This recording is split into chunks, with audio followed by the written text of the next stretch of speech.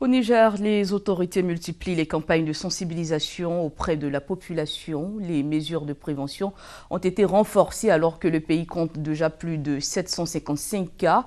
Le port du masque a été rendu obligatoire dans les commerces et les marchés, une mesure qui n'est pas toujours respectée malgré l'engagement des autorités locales. Le reportage est signé Jean-Dubril William.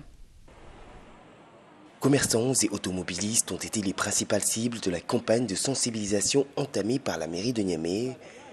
Les équipes qui se sont déployées dans la capitale nigérienne ont ainsi encouragé les usagers au respect des mesures barrières ainsi qu'au port systématique du masque de protection.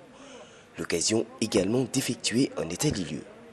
Nous avons vu parmi ces commerces certains qui portent des bavettes, d'autres qui n'en portent pas. Ceux qui n'en portent pas, nous leur avons demandé de faire le nécessaire.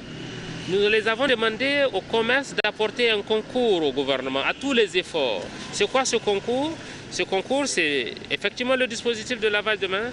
Ce concours, c'est porter des bavettes, mais mettre aussi, si possible, à la disposition des populations des bavettes.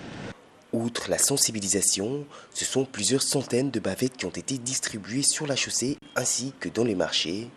Un accessoire désormais obligatoire, mais qui, pour certains, reste encore hors de portée et pour d'autres. Il fait vraiment très chaud ici et avec le masque, je n'arrive pas à respirer. Je préfère encore éviter les contacts et me laver les mains, mais porter un masque toute la journée est trop difficile pour moi. Les bavettes coûtent trop cher, jusqu'à 1000 francs ou 1500. Et pour moi qui gagne moins en une journée, je pense plutôt à ramener quelque chose à manger à la maison. Plusieurs sorties du genre sont prévues dans les différents lieux de fréquentation de la capitale. Si le pays a déjà enregistré pas moins de 750 cas positifs en seulement quelques semaines, les mesures de prévention peinent encore à être assimilées par les populations.